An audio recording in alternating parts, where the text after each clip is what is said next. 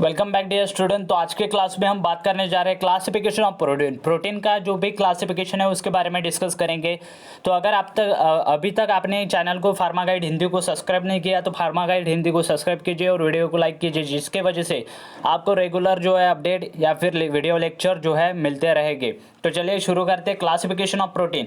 तो आपने देखा होगा कि प्रोटीन के क्लासिफिकेशन कैसे रहते। प्रोटीन के डेफिनेशन देखे थे, high molecular weight polypeptide containing alpha amino acid joint together by the peptide linkage, ये थी डेफिनेशन ऑफ प्रोटीन। उसके बाद क्या देखे थे हमने, कंपोजिशन ऑफ प्रोटीन देखा था। उसके बाद रोल ऑफ प्रोटीन देखा था। इसके वीडियो लेक्चर जो है आपको चैनल पे मिल जाएंगे। प्रॉपर्टीज ऑफ प्रोटीन देखा था। अब देखेंगे हम क्लासिफिकेशन ऑफ प्रोटीन। प्रोटीन का क्लासिफिकेशन जो है आज के वीडियो में देखने वाले। तो जल्दी से वीडियो को लाइक कीजिए, चैनल को सब्सक्राइब कीजिए। तो चलिए, protein are commonly classified on the basis of physical property like solubility and composition. देखिए प्रोटीन क्या किए जाते हैं, प्रोटीन क्लासिफाई किए जाते हैं किसके अकॉर्डिंग, प्रोटीन क्लासिफाई किए जाते हैं according to solubility and composition. जो भी कंपोजिशन प्रोटीन का रहता है और सोल्यूबल प्रोटीन रहते हैं, मतलब अगर वाटर में डाल दिया जाए तो वाटर में सोल्यूबल रहेंगे, या फिर ईथर या फिर क्लोरोफॉर्म में डाल दिया जाए तो उसमें सोल्यूबल रहेंगे या नहीं, तो उसके बेसिस पे जो है प्रोटीन का क्लासिफिकेशन किया जाता है। तो protein are commonly classified on the basis of physical properties like solubility and composition. आपको कई बार एमसीक्यूज पैटर्न में पूछा जाता है कि protein are classified on the basis of, तो आपको क्या चार ऑप्शन दिए होंगे, सोल्युबिलिटी एंड कंपोजिशन, उसके बाद सोल्युबिलिटी एंड उसके सोल्युबिलिटी एक सेपरेट दिया हुआ रहेगा, उसके बाद दिया हुआ रहेगा उसकी जो भी फिजिकल पीएच, उसके बाद दिया हुआ रहेगा आपको उसकी बॉइलिंग पॉइंट। ये आपको जो है वो डिस्टर्ब करने के लिए आपको पूछे जाएंगे क्या कि एमसीक्यूज पैटर्न में आपको पूछा जाएगा कि protein are commonly classified on the basis of, तो किसके बेसिस पर, सोल्युबिलिटी एंड कंपोजिशन के बेसिस पे प्रोटीन क्या किए जाते हैं, क्लासिफाई किए जाते हैं। Accordingly protein are classified into following group. देखिए प्रोटीन के कितने जो है क्लासिफिकेशन आते हैं, तो प्रोटीन के तीन टाइप्स के क्लासिफिकेशन आते हैं। कितने, तीन टाइप्स के क्लासिफिकेशन आते हैं। सबसे पहला सिंपल प्रोटीन। सिंपल मतलब बहुत ही सिंपल रहेगा, इसका कोई भी स्ट्रक्चर जो है कॉम्प्लेक्स नहीं रहेगा।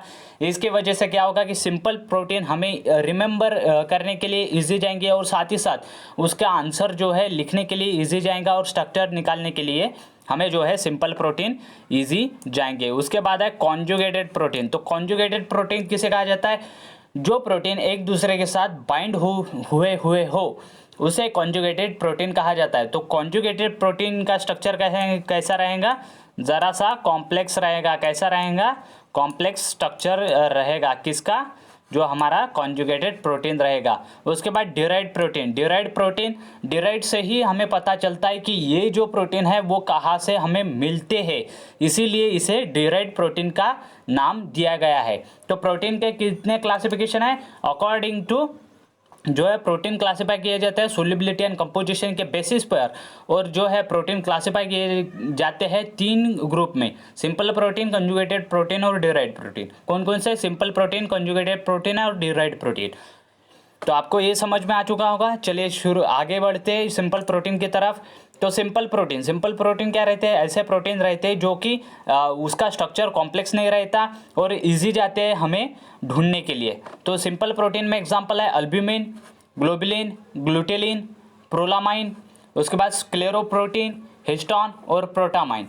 ये क्या है, ये सिंपल प्रोटीन के क्या है, एग्जाम्पल है, typical example of simple protein की ये क्या है, एग्जाम्पल है। उसके बाद कॉन्जुगेटेड प्रोटीन के देख लेते हैं। तो सिंपल प्रोटीन के कौन कौन से एग्जाम्पल है, अल्ब्यूमिन है, ग्लोबुलिन है, ग्लूटिलिन है, प्रोलामाइन है, स्क्लेरोप्रोटीन है, हिस्टोन है और प्रोटामाइन। तो आपको ध्यान में रखने हैं सभी के सभी सिंपल प्रोटीन के एग्जाम्पल। क्यों, क्योंकि आपको बार बार पूछा जाता है कि अगर आपकी ऑफलाइन एग्जामिनेशन होती है तो ऑफलाइन एग्जामिनेशन में आपको पूछा जाता है कि अल्ब्यूमिन का जो है, अल्ब्यूमिन क्या है, अल्ब्यूमिन एक सिंपल प्रोटीन है। और साथ ही साथ जो भी आपको ये प्रोटीन 7 प्रोटीन दिए गए हैं, ये 7 प्रोटीन का आपको क्या रहता है, प्रैक्टिकल रहता है, जिसमें आपको क्या करना पड़ता है, ये सिंपल प्रोटीन आइडेंटिफाई करने पड़ते हैं। तो सिंपल प्रोटीन आइडेंटिफाई करने पड़ते हैं आपको प्रैक्टिकल में। तो इसीलिए आपको ये है प्रोटीन जो है ध्यान में रखने की, ये सिंपल प्रोटीन है। और उसके बाद ही प्रैक्टिकल में आपको क्या लिखना पड़ता है, रिजल्ट जो है वो लिखना पड़ता है। क्यों? क्योंकि जो भी आपने टेस्ट की है, टेस्ट पे आपका जो है फाइनल रिजल्ट रहता है। अगर आपको अल्ब्यूमिन पता हो, ग्लोबुलिन पता हो, ग्लूटीन पता हो, प्रोलामाइन्स, क्लेरोप्रोटीन, हिस्टोन और प्रोटामाइन, तो आप बता सकते हैं कि it is a simple protein. और उसके बाद जो है वो उसकी आगे जो रिजल्ट बचा है वो लिख सकते हैं।